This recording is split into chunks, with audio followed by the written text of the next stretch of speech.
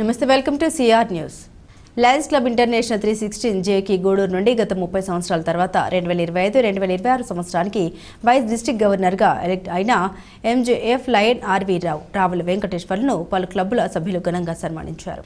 గూడూరులోని hotel Mahendra elite function hall నందు సన్మాన కార్యక్రమాన్ని గూడూరులో ఉన్న 3 లయన్స్ క్లబ్లు కలిసి నిర్వహించడం జరిగింది. ఈ కార్యక్రమానికి 3 lions club presidents, secretaries, treasurers, senior సభ్యులు మరియు మెంబర్స్ మరియు గూడూరులో ఉన్న 2 rotary club presidents, secretaries, treasurers, senior సభ్యులు మరియు మెంబర్స్ అన్ని సేవా సంస్థల ప్రతినిధులు పాల్గొని సత్కరించడం జరిగింది. ఈ కార్యక్రమానికి ముఖ్య అతిథిగా డాక్టర్ జనార్దన్ రెడ్డి పాల్గొని ఆర్వి రావుని ఘనంగా సత్కరించి ఉచిత కుట్టు శిక్షణ నేర్చుకున్న మహిళలకు సర్టిఫికెట్స్ అందించారు.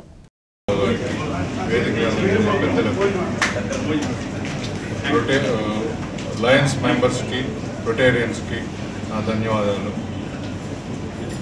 ఇప్పుడే ఆర్వి రావు గారు చెప్తూ ఈ చిన్న క్లబ్ నుంచి నన్ను ఎలక్ట్ చేశారు, చిన్న క్లబ్లో నుంచి రావాలని చెప్పి కోరుకున్నాను అని చెప్పి అంటున్నారు. నిజమే, చిన్న క్లబ్ ఒటిడి ఇంతే అన్నట్లు చిన్న క్లబ్ అనుకోవద్దు, దీన్ని ఇంకా పెద్దది చేయాలా. ఇంతకుముందు లయన్స్ క్లబ్, రోటరీ క్లబ్ 2 ఎంతో ప్రాముఖ్యంగా ఉండి గూడూరులో ఎన్నో సేవా కార్యక్రమాలు చేశారు. ఆ పాత దీనికి తీసుకురావాలని చెప్పి లయన్స్ క్లబ్ని తీసుకురావాలని నేను కోరుకుంటున్నాను. రోటరీ అయినా లయన్స్ అయినా కూడా అందరూ సేవా కార్యక్రమాలు చేసేవాళ్ళే. గూడూరులో ఎన్నో ప్రముఖ ప్రాజెక్ట్స్ అన్నీ కూడా ఈ 2 క్లబ్బుల ద్వారానే జరిగి ఉన్నాయి. ఇదే టెండెన్సీ కంటిన్యూ చేయాలని, గూడూరు పేరు నిలబెట్టాలని కోరుకుంటూ ఆర్వి రావు గారిని అభినందిస్తూ సెలవు తీసుకుంటాం. సుపరిస్థితులు ఎందుకంటే 1995 స్కూల్ పెట్టాను. అప్పటి నుంచి 10 సంవత్సరం ఆర్వి రావు గారు అడ్మిషన్ టైంలో రావడం, ఒక 3 కానీ 4 కానీ 5 కానీ పిల్లలకి కన్సెషన్ మాట్లాడడం, 50% కన్సెషన్ ఇచ్చేవాడిని. అప్పటి నుంచి 50% కన్సెషన్ ఇచ్చేవాడు. ఇప్పుడు కూడా వాళ్ళు అక్కడ వాళ్ళు ముఖ్యంగా లయన్స్ క్లబ్ ఆఫ్ బీజేపీ వాళ్ళు ఏ కార్యక్రమం చేసినా నన్ను ఇన్వాల్వ్ చేస్తారు. అందుకని ఆ క్లబ్కి నేను చేయగలిగిన సహాయం చేస్తూనే ఉన్నాను. ఆర్వి రావు గారు ఇప్పుడు డిస్ట్రిక్ట్ గవర్నర్ అయ్యారు. ఇక్కడ వాళ్ళు వైస్ గవర్నర్ అంటారు, కానీ మా రోటరీ టెర్మినాలజీలో governor elect, governor nominee, governor అంటారు. ఇప్పుడు RV Rao garu governor nominee, district governor nominee అయిపోయాడు. So congratulations. ఆయన కష్టపడి ఈ 30 సంవత్సరాలు వర్కౌట్ ఫర్ దట్. ఏదో వచ్చిందని కాదు, దానికి పనిచేశాడు, పరిచయాలు పెంచుకున్నాడు, ప్రూవ్ చేశాడు, సేవ చేసి మెప్పించి ఆ పదవిని ఆయన పొందాడు. ఆర్వి రావు గారికి కంగ్రాచులేషన్ చెప్తూ నా తరఫు 26-27 సెకండ్ ఫస్ట్ వైస్ గవర్నర్ బ్యానర్లోనే ఉంది. 30 సంవత్సరాల తర్వాత గూడూరుకి అవకాశం కలిగిందని చాలా సంతోషం. మామూలు విషయం కాదు. ఒక గవర్నర్ కావాలంటే ఎంతో కాంపిటీషన్ ఉంటుంది, ఎంతోమంది చాలా టైం స్పెండ్ చేస్తుంటారు, చాలా డెడికేటెడ్గా ఉంటారు. వారందరినీ అధిగమించి మన ఆర్వి రావు గారు చెప్పినట్టు ఒక చిన్న క్లబ్ నుంచి ఒక సాధారణ వ్యక్తి ఆయన నాకు తెలిసి ఒక గవర్నర్ అయ్యాడంటే నిజంగా కూడా చాలా సంతోషం. రోటరీ క్లబ్కి లయన్స్కి ఒక చిన్న కోఇన్సిడెన్స్ ఉంది. ఎందుకంటే రోటరీలో కూడా గూడూరు నుంచి 4 గవర్నర్లు అయ్యారు. లయన్స్లో కూడా ఆర్వి రావు గారు 4వ గవర్నర్, చేసేట్టు వెంకటకృష్ణయ్య గారు ఫస్ట్ గవర్నర్ అయితే రోటరీలో ఫస్ట్ గవర్నర్ తారాచంద్ దొగారు గారు. అలాగే లయన్స్లో సెకండ్ గవర్నర్ జేపీ వెంకటేశ్వర గారు అయితే మన దొడ్ల భాస్కర్ రెడ్డి గారు. అలాగే వైజాగ్ ప్రభాకర్ రెడ్డి గారు లయన్స్ క్లబ్ నుంచి 3వ గవర్నర్ అయితే బొమ్మిరెడ్డి సురేందర్ రెడ్డి గారు మాకు 3వ గవర్నరు. ఇప్పుడు నేను 4వ గవర్నర్గా రోటరీ నుంచి అయ్యాను 18-19లో. ఇప్పుడు 4వ గవర్నర్గా చాలా సంతోషం. ఇంత చిన్న క్లబ్ నుంచి మా డిస్టిక్లో అయితే రోటరీలో మా గూడూరు లాంటి క్లబ్ నుంచి 4 గవర్నర్. ఇంతవరకు ఏ క్లబ్లో కూడా 4 గవర్నర్లు కాలేదు రోటరీలో. మా డిస్టిక్లో 80 క్లబ్స్ ఉన్నాయి, మొత్తం 16 జిల్లాలు, ఆంధ్రాలో 8 డిస్ట్రిక్ట్స్, కర్ణాటకలో 8 డిస్ట్రిక్ట్స్ అన్నమాట. అట్లా చాలా కోయిన్సిడెన్స్ ఉంది. 52 సంవత్సరాలు అవుతుందని చెప్పాడు ఆర్వి రావు గారు లయన్స్ క్లబ్. రోటరీ స్టార్ట్ చేసి 62 సంవత్సరాలు అయింది. ఆ విధంగా కూడా ఒక 50 సంవత్సరాల స్వర్ణోత్సవ కార్యక్రమం, నాకు సన్మాన కార్యక్రమం తలపెట్టిన మా క్లబ్లోకి మరియు మా మిత్రుడికి మొట్టమొదటిగా నేను ధన్యవాదాలు తెలియజేస్తున్నాను.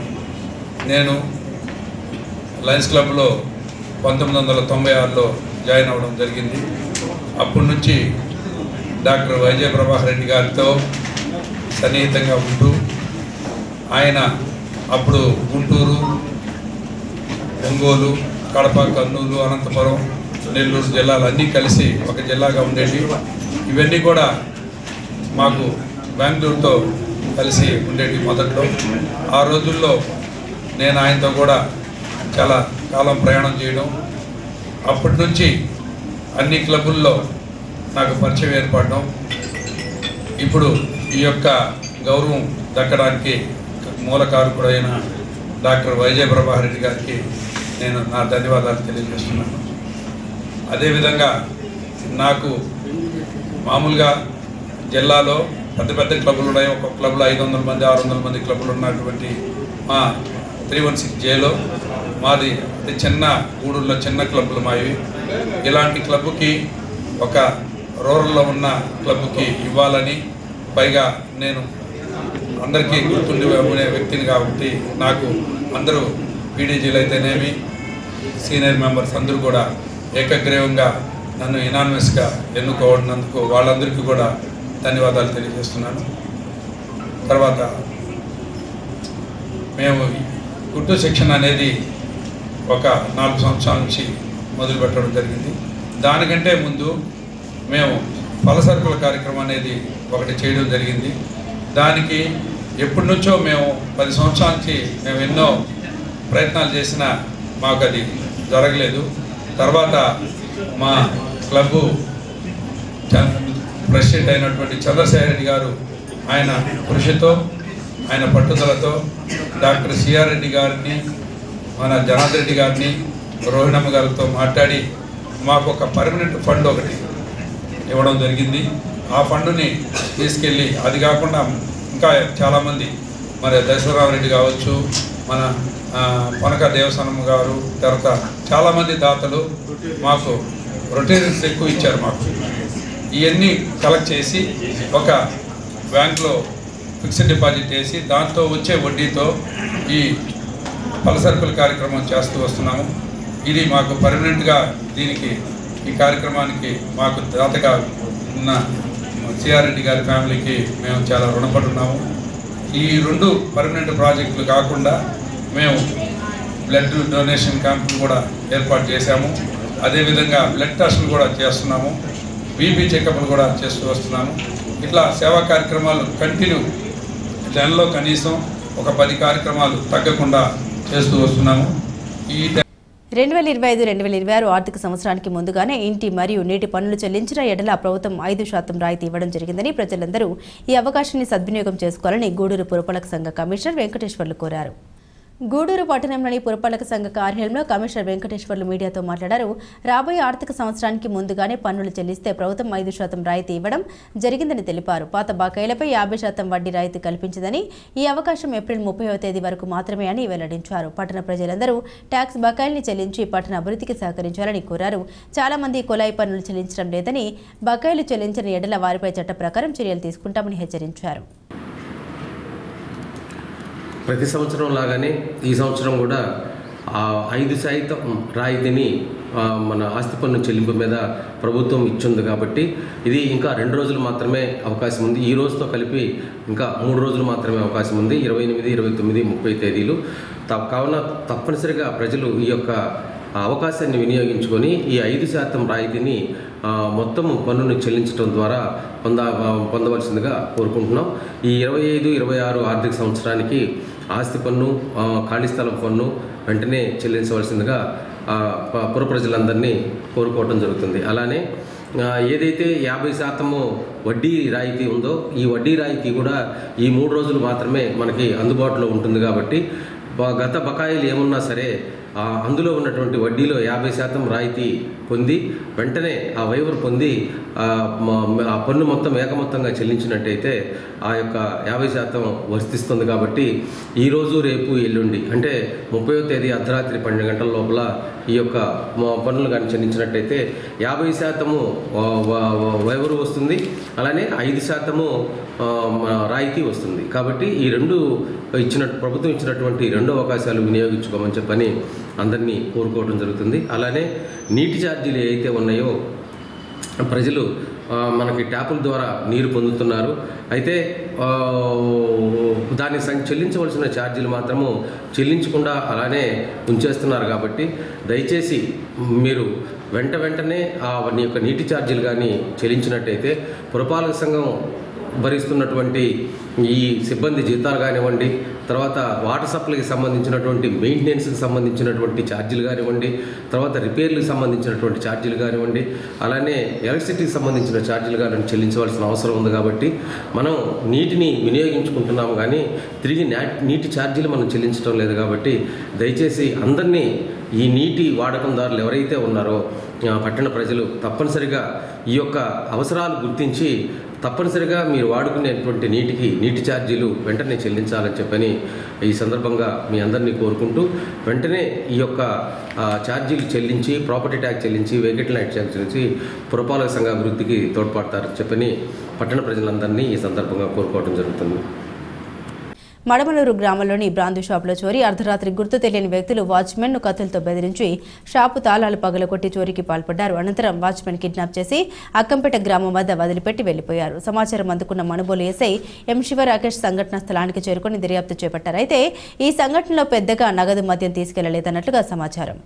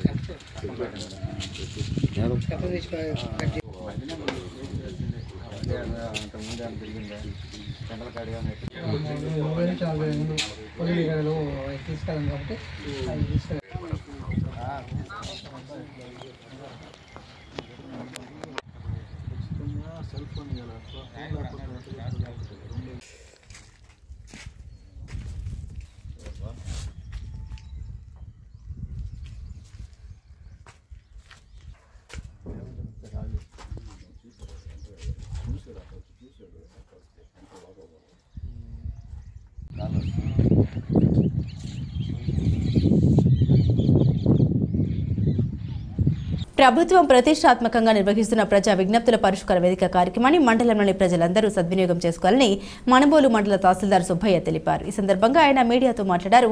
మండలంలో నోషనల్ ఖాతా ఉన్న భూ సమస్యల్ని పరిష్కరిస్తున్నామని, రైతులు ఈ అవకాశాన్ని సద్వినియోగం చేసుకోవాలన్నారు. అదేవిధంగా రేషన్ కార్డు లబ్ధిదారులందరూ తప్పనిసరిగా ఈ కేవైసీ చేయించుకోవాలని తెలిపారు. గ్రీవెన్స్ కార్యక్రమంలో అధికారులంతా అందుబాటులో ఉంటారని, సమస్యలు త్వరితగతిన పరిష్కరించేందుకు కృషి చేస్తామని తెలిపారు. ఈ కార్యక్రమంలో ఎంపీడీఓ జలజాక్షి, వివిధ శాఖల అధికారులు పాల్గొన్నారు.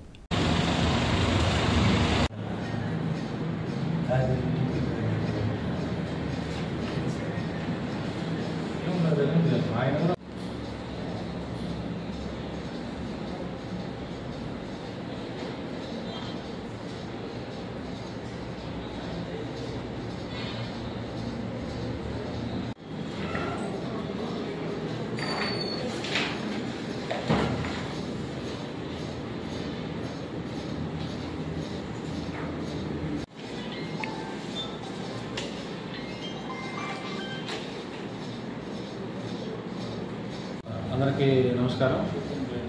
మనుబోలు మండలంలో తహసీల్దార్ కార్యాలయంలో ప్రతి వారం మాదిరిగానే ఈరోజు సోమవారం కూడా ఈ పీజీఆర్ఎస్ నిర్వహిస్తున్నాం. అందరు మండల స్థాయి అధికారులు హాజరయ్యారు. ప్రజలందరూ కూడా మీ సమస్యల్ని ప్రతి సోమవారం పీజీఆర్ఎస్లో ఇక్కడ తహసీల్దార్ కార్యాలయం తెలియజేసుకున్నట్లయితే అది సంబంధిత శాఖల వారు వాటి మీద నియమిత సమయంలో చర్యలు తీసుకోవడం జరుగుతుంది. అదేవిధంగా వచ్చిన ప్రతి పిటిషన్ కూడా ఆన్లైన్ చేస్తున్నాం. ఆన్లైన్ చేసి వాటిని క్వాలిటీ డిస్పోజల్ సరైన పద్ధతిలో పరిష్కారం చేయడం జరుగుతుంది. సో ప్రజలందరూ కూడా ఈ అవకాశాన్ని సద్వినియోగం చేసుకోవాలని కోరుకుంటున్నా.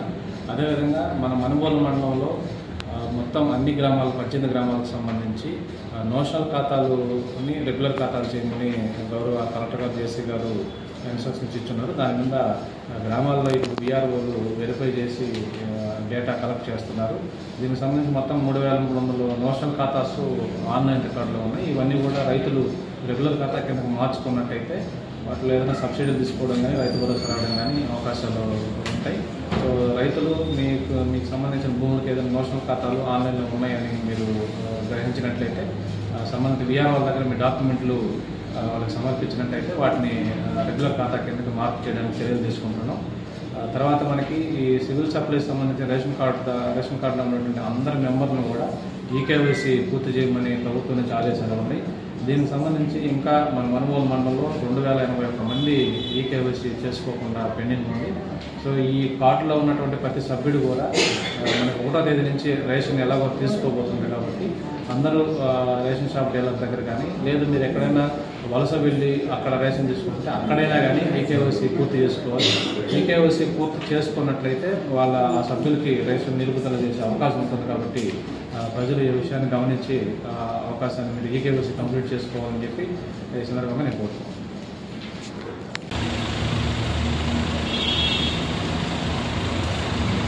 జమ్మూ కాశ్మీర్లోని పహల్గాం వద్ద జరిగిన ఉగ్రమూకల దాడిని ఖండిస్తూ ఈ దుర్ఘటనలో అసలు బాసిన వారి ఆత్మకు శాంతి చేకూరాలని భగవంతుని ప్రార్థిస్తూ ఉన్నామని మనుబోలు మండలం ముస్లిం మైనార్టీ నాయకులు పేర్కొన్నారు.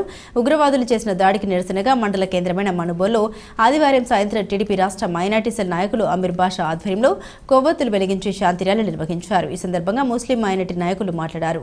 కాశ్మీర్ అనేది భారతదేశంలో అంతర్భాగమేనని, భారతదేశానికి హాని తలపెట్టాలని చూస్తే ముస్లిం సమాజం చూస్తూ ఊరుకోదని పాకిస్తాన్ను హెచ్చరించారు. ఈ కార్యక్రమంలో ముస్లిం మైనార్టీ నాయకులు జాకీర్, ఇంతియాజ్, కాదర్వాలి, రఫీ తదితరులు పాల్గొన్నారు.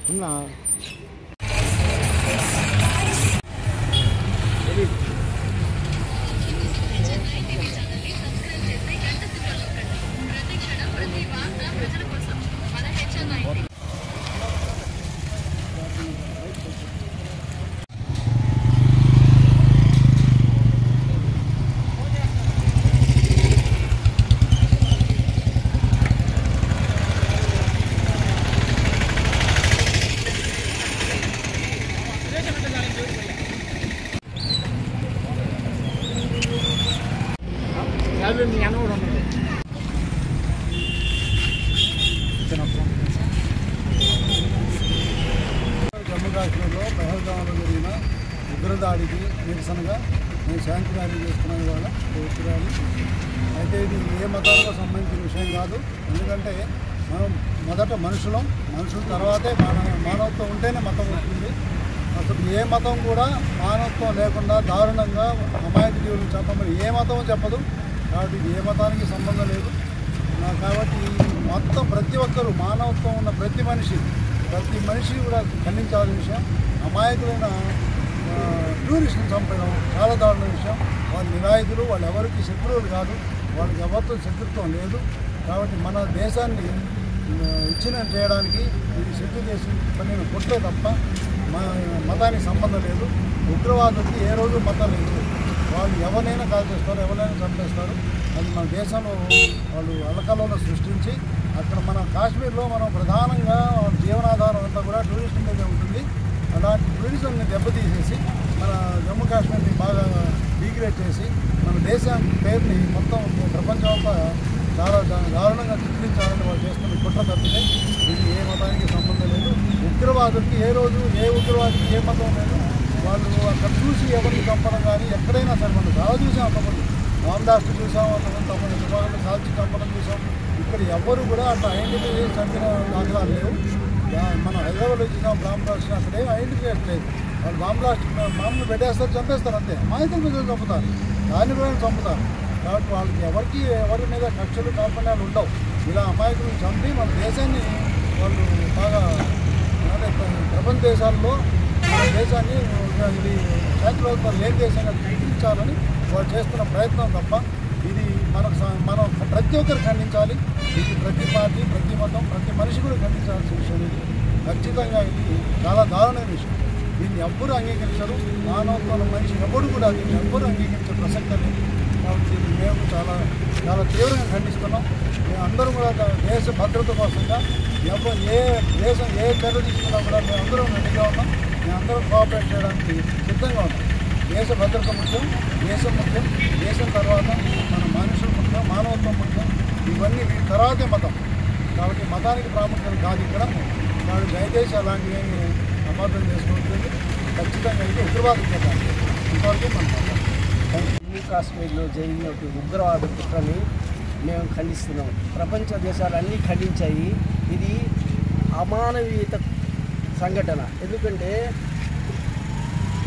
హ్యూమానిటీ, మానవత్వం మీద మనిషి దాడి చేయడం అంటే అక్కడ హిందూ అని తెలీదు, ముస్లిం అని తెలీదు. అక్కడ ఉన్నట్టు ఉగ్రవాదులు మన భారతదేశాన్ని విచ్ఛిన్నం చేయాలని కుట్రతో ఇలా చేశారు. ఏంటంటే టూరిజం స్పాట్ చాలా బాగుంటుంది మన భారతదేశానికి. ఇక్కడ దాని మీద ఇలా చేస్తే చాలా భారతదేశం వీక్ అవుతుందని చేసిన కుట్ర. పాకిస్తాన్ ఉగ్రవాదులు చేసిన కుట్ర ఇది. పాకిస్తాన్ ముర్దాబాద్, హిందుస్థాన్ జిందాబాద్. మన మనుగోలు మండలం నుంచి మన ముస్లిం భాయిలందరూ ఏకతాటిగా వచ్చి శాంతి ర్యాలీ చేశాం ఈరోజు. అందుకు అందరూ సహకరించారు. అందరికీ ధన్యవాదాలు. అంటేనే ఐక్యతకు మారుపేరు. అలాంటి భారతదేశంలో ఒక ఉగ్రమూటల పుట దాన్ని పెంచి పోషిస్తున్నటువంటి దేశం. ఈరోజు వాడికి మేము తీవ్రమైన హెచ్చరికలు జారీ చేస్తున్నాం. భారతదేశంతో పెట్టుకుంటే ప్రపంచంలో మీ చిత్రపటం కనిపించదు, జాగ్రత్త. అలాగే మొన్న జరిగిన ఉగ్రదాడిలో చనిపోయిన కుటుంబాలకి మనుగోలు మైనార్టీల తరఫున ప్రగాఢ సానుభూతిని తెలియజేస్తున్నాం. అదేవిధంగా వాళ్ళ కుటుంబాలకి మేము నివాళులు అర్పిస్తాం. ఈరోజు సంఘీభావం తెలుపుతున్నాము. భారత్ మాతాకి జై, భారత్ మాతాకి జై, జై హింద్. జరిగినటువంటి కాశ్మీర్లోని పహల్గావ్ ప్రాంతంలో ఉగ్రదాడి జరిగింది. ఈ ఉగ్రదాడి భారత పౌరుల మీద జరిగింది కాదు, భారత్ మీద జరిగిందిగా మేము తీవ్రంగా పరిగణిస్తున్నాం. అంతేకాదు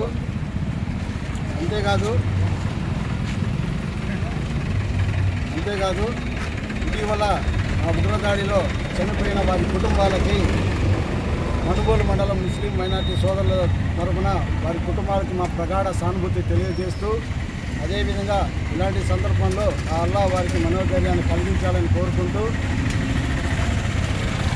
ఏదైతే ఉగ్రవాదాన్ని పెంచి పోషిస్తుందో ఈ పాకిస్తాన్ గుర్తుపెట్టుకోవాలి. భారత్ మీద జరిగినటువంటి ఈ దాడిని యావత్ ప్రపంచ దేశాలు కూడా ఖండించాయి, ఉత్తరాఖండంతా ఖండించాయి. అంతేకాదు ఇలాంటి పరిస్థితుల్లో ప్రతి భారతీయుడు కూడా సగర్వంగా ఏకతాటి మీదకు వచ్చి ఇలాంటి ఉగ్రవాదాన్ని ఎదుర్కోవాల్సిన సమయం ఆసన్నమైందని ఈ సందర్భంగా తెలియజేస్తున్నాను.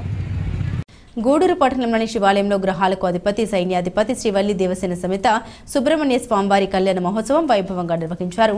భక్తులు అధిక సంఖ్యలో పాల్గొని కళ్యాణాన్ని తిలకించారు. గూడూరు శివాలయంలో గ్రహాలకు అధిపతి శ్రీవల్లి దేవసేన సమేత శ్రీ సుబ్రహ్మణ్యేశ్వర స్వామివారికి విశేష అలంకరణ ఏర్పాటు చేసి మంగళ వాయిద్యాలు, వేద మంత్రాలతో జీలకర్ర బెల్లం, కన్యాదానం, మాంగళ్యధారణతో కళ్యాణ మహోత్సవాన్ని అర్చకులు వైభవంగా నిర్వహించారు. భక్తులు అధిక సంఖ్యలో హాజరై కళ్యాణాన్ని తిలకించి తీర్థప్రసాదాలు స్వీకరించారు.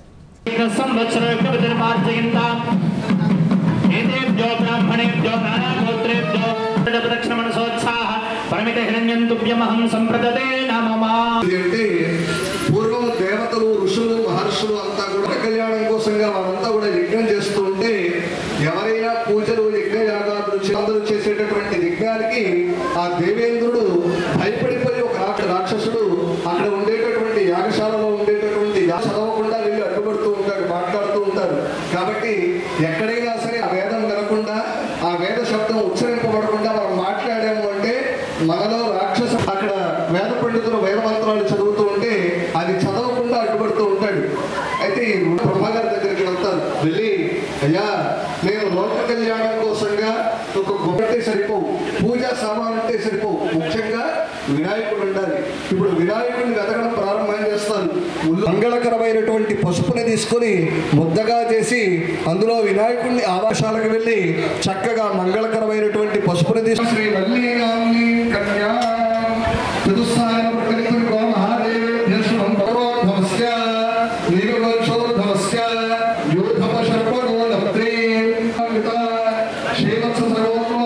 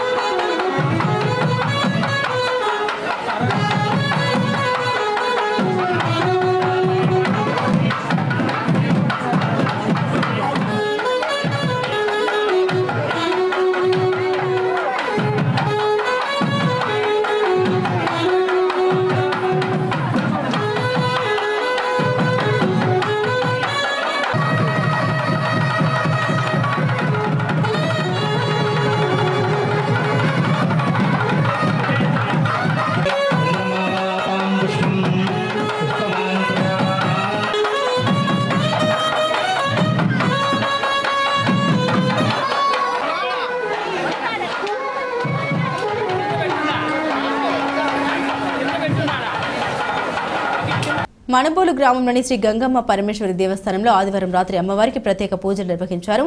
ఆలయ అర్చకులు కుమార సుబ్రహ్మణ్యం శర్మ పూజలు నిర్వహించి భక్తులకు తీర్థ ప్రసాదాలు అందించారు. ఈ సందర్భంగా ఏర్పాటు చేసిన బాణసంచా తప్పెట్లు వీరతాళ్లు ప్రత్యేక ఆకర్షణగా నిలిచాయి.